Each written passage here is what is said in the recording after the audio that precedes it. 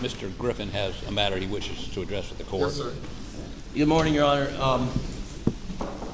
We are discussing with Mr. Murduagh his right to testify or not testify.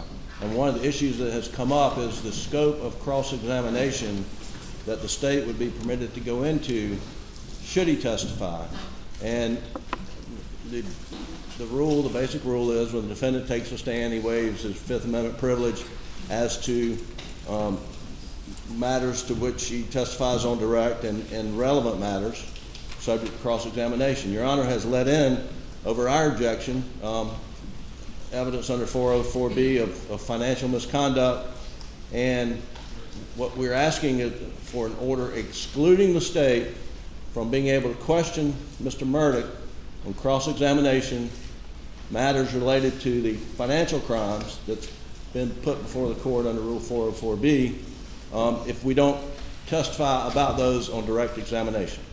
And we need a ruling from the court at some point in time today before tomorrow. We're not putting them up today, but we're asking that we be able to advise him of what the state will be permitted to go into on cross-examination should he choose to testify.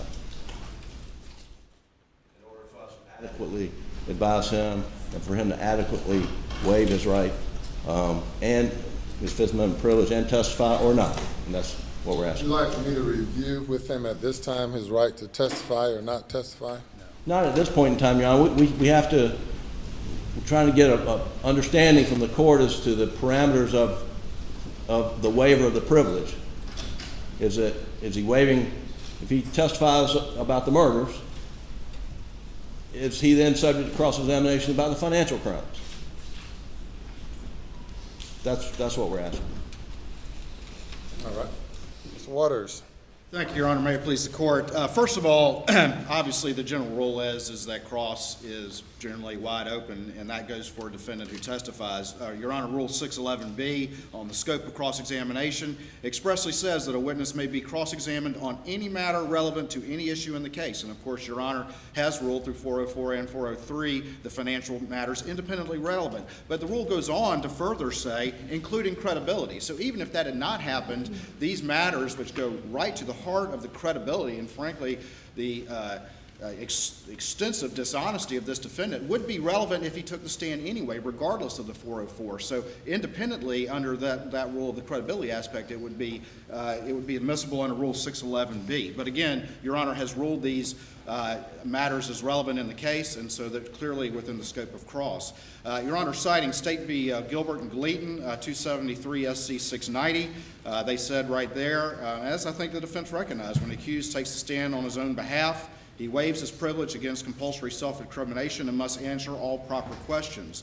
Your Honor, Taylor v. State, which I believe may have been overruled on other grounds, but 258 SC 369, when an appellate elected to testify, he waived his right against self-incrimination and became subject to cross-examination like any other witness.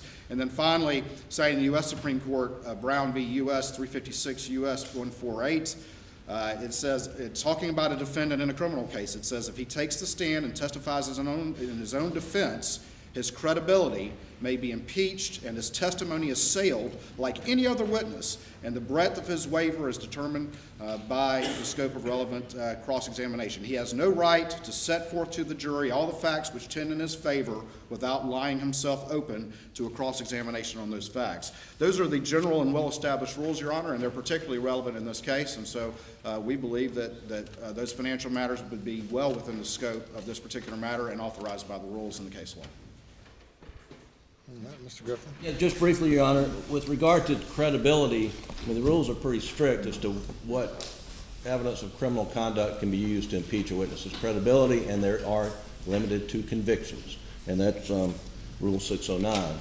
Your Honor has let the financial evidence in under theory of motive, and you've done a 403 weighing test.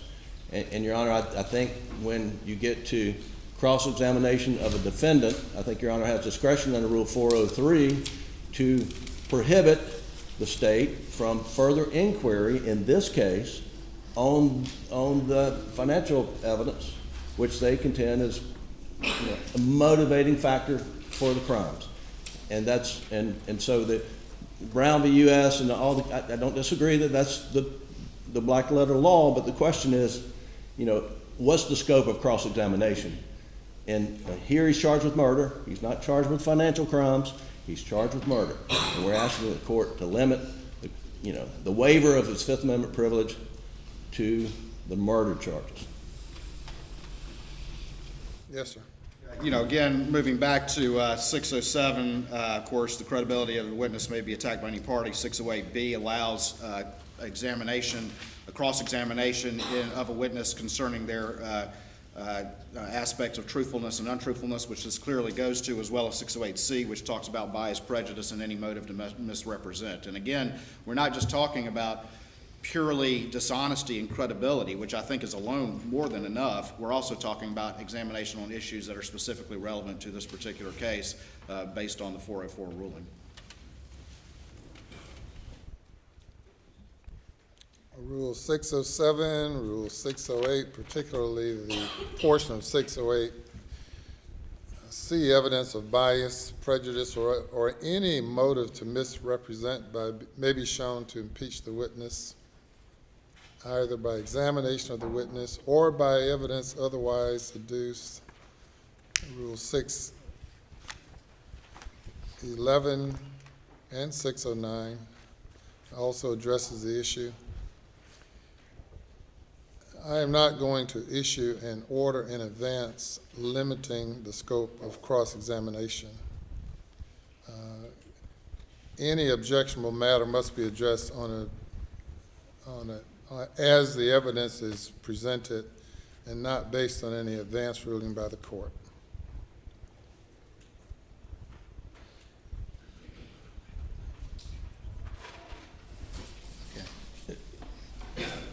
Your Honor, the request for the ruling is not an evidentiary ruling. It's the scope of his privilege. And so would he be permitted to assert the Fifth, for example, if they're permitted to ask questions such as they intend to on cross? And that's... I can't give you any advisory opinions about the evidence and the scope of cross-examination, the scope of his privilege. I'm willing to review with him the scope of his privilege against self-incrimination, if that's what you're referring to. We will certainly need to have that colloquy at some point at the end of the day, perhaps. But for the court to issue some blanket order limiting the scope of cross-examination, that's unheard of to me. Again, Your Honor, I'm not, the question is the scope of the waiver of his privilege when he gets on that witness stand. That's what we're asking for, not an evidentiary ruling. Well, Mr. Waters has some cases there that I assume he'd like for me to look at, and if you do, I'd be happy to look at what you have as well. Thank you, Your Honor. Anything else? Nothing from the state, Your Honor. Nothing from the defense, Your Honor. Let's bring the jury.